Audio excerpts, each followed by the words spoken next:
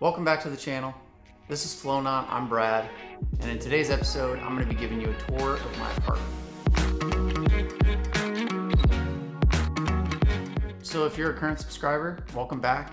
If you're new to the channel, here we talk about visual arts, minimalism, cars, and another subtopic being tattoos, which we don't talk about as often. You probably noticed I am a new channel, so some of these topics I haven't came up in my first video yet, but this video is going to be the first video of many in the minimalism topic. I want to kick things off with a question. I want to hear from you in the comments. What do you think your minimal required square footage is for you to be comfortable? So that could be you, if you're single like me, if you have a partner, if you have a partner and a pet, if you have a partner, kids, and a pet, whatever your situation may be, what do you think your minimal required space is? Comment below. I'd love to spark a discussion around that. To kind of start things off before we get into the tour, I'm gonna first lay up a little infographic I made from the layout. It is 540 square feet. I'll break down the pricing that I pay for rent in terms of base rent, garage parking, things like that. So I'll put that over the screen as I talk. So as you're reading the pricing, one of the things I want to talk about is I used to own a condo. So I mentioned this in, I think it was the I Was Robbed video. I briefly touched on that. Condo got broken into. If you haven't seen it yet, there's a whole story behind it. But I used to have a condo for 5 years and I owned it. That was the first place that I bought when I was about 26.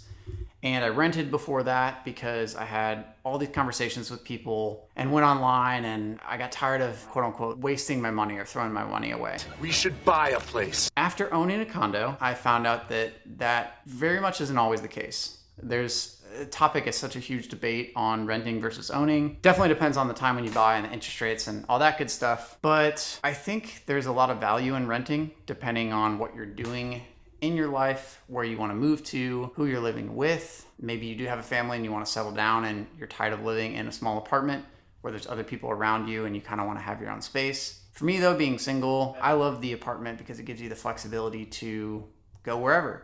Fridge breaks, it's not on you to fix it. And I'll get into more stories about my past condo, but like anything that could have happened in that place. So everything is falling apart.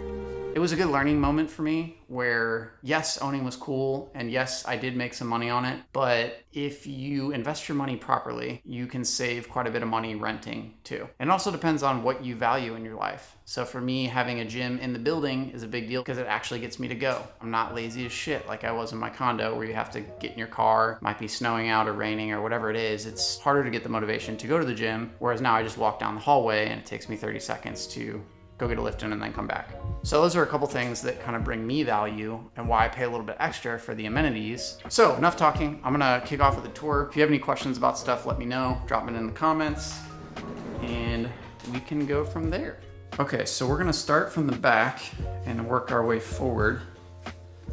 Any of you car subscribers already, there's the fun stuff that's gonna get installed this weekend. Hopefully I can film that on Saturday. Huge closet. So this stores all the stuff. As you can see, I don't have a lot of clothes to begin with, but definitely a good sized space for a studio. Got a full-size bike in there. Again, coming from a bigger condo, that condo that I mentioned was 1,200 square feet. This is 540.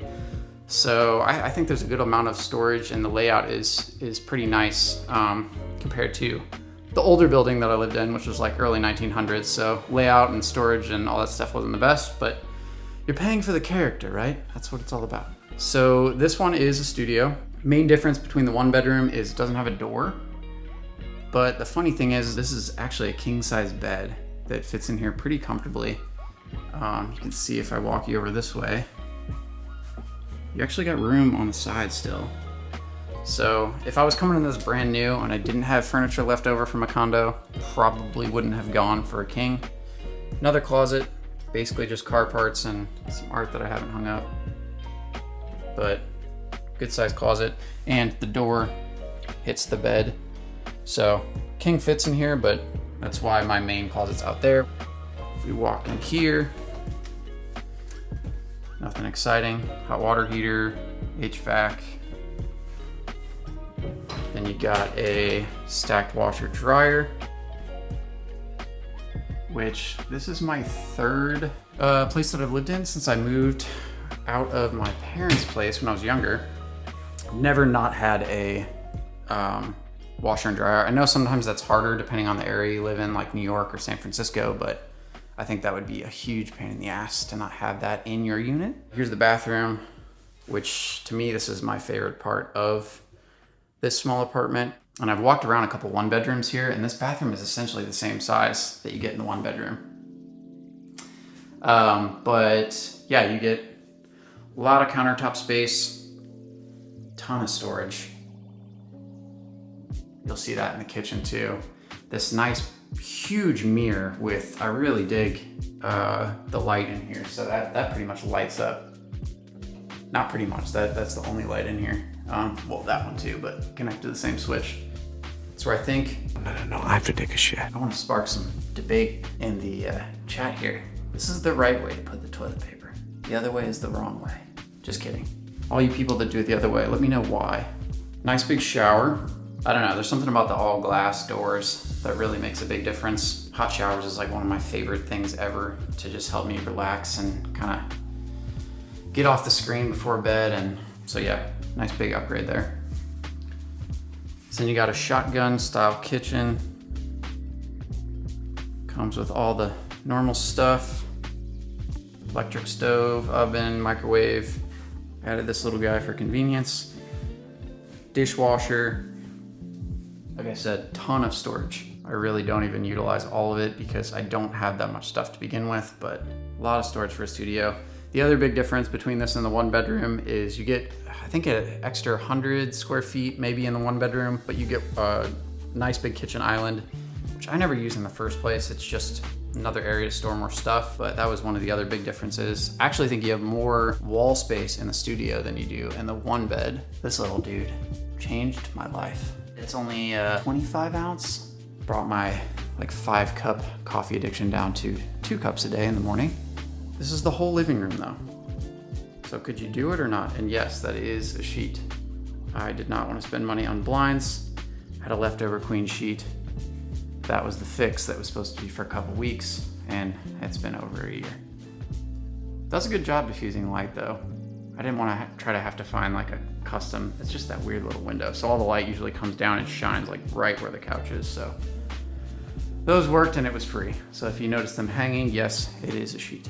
This setup, so cool. I tried looking today, I don't have any old photos. I sold my 65-inch TV for this setup.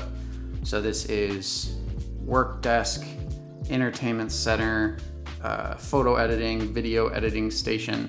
I'm gonna do a whole episode about this, so I won't link any of that stuff in the description below, but I will do another episode specifically around that and all the stuff and why I did that, because it really does save a lot of space. When you only have this much space to work with, having a 65-inch TV takes up an enormous amount of space in here. So this is nice, it's on caster wheels. It swoops over like that, so if I know I'm watching a movie or something and sitting on the couch for a while, just turn it and good to go. 2.5-seater leather sofa, coffee table. I think that's a 5x7 rug, little side table, lamps from IKEA, which is kind of duels as hat storage. That's it. That is the whole space. Would you drive yourself insane if you were living in this space? Some people get a little bit claustrophobic. I myself think I could live in an even smaller space, which I plan to in the future. Like I said, I don't think St. Louis is my forever place. I'm still trying to figure out the city to go to. Leaning towards Seattle. So if any of you have been to Seattle before, let me know in the comments what you think.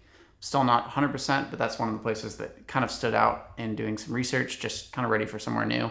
But yeah, regarding the space, like I said, if you have, if you're single, if you have a partner, if you have a pet, if you have kids, what is your minimal space that you think you could live in? I'm really curious about that, because especially when the pandemic hit and now we have this whole, work from home, not even a trend, it's a way of life now, this hybrid working model.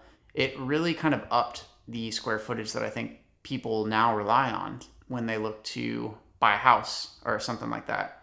Because instead of the more normal size rooms, or maybe it was a little bit smaller before, now if you have a partner and you're both working from home, that could be 2 dedicated rooms that you need just for workspaces, let alone guest room, bedroom, kids rooms, whatever else it may be. But that starts to stack up pretty quick. Home gym. So yeah, I love small spaces. I think you can do a lot with them.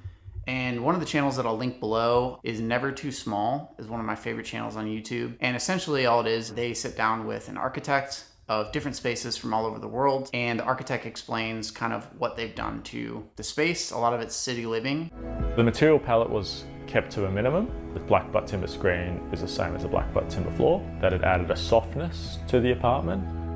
The bathroom and walk-in robe are accessed via a hidden door. So they're reusing these older buildings, but the older buildings are outdated in terms of layout and amenities and stuff that they can provide.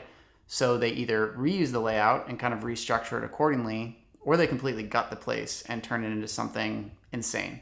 So spaces smaller than this, person and their partner, or in some cases even like a family of 4 living in a small space like this, which it sounds ridiculous. And then you see the layout and the design that they've done with some of these things, and you could start to see it being actually pretty manageable. So something like that has always really stood out to me, which is why I really like these small spaces and love just kind of seeing what I could do. Now, this isn't everything I would do. A lot of it's just leftover furniture and stuff from my condo. Some of it was new to the space, but I know I'm moving coming up, so that's why I have I'm really not this big of a minimalist. I don't love having blank walls. It's actually kind of boring, so. It makes me sad. If you think it's part of the whole persona, it's not. It's just I haven't really wanted to invest money in that kind of stuff, especially now starting YouTube and getting stuff for the car and whatnot. So this is the first of many in this category. If you like this content, let me know. Give me a little thumbs up or just let me know in the comments. That's it. So now you saw my space. Maybe you got to know me a little bit better. Hopefully you enjoyed it. I will see you on the next video. This is Flonot, I'm Brad. And in today's episode, we're gonna be giving you a tour of, I'm gonna be giving you a tour. Dingus. But the next thing, I already forgot the goddamn topics.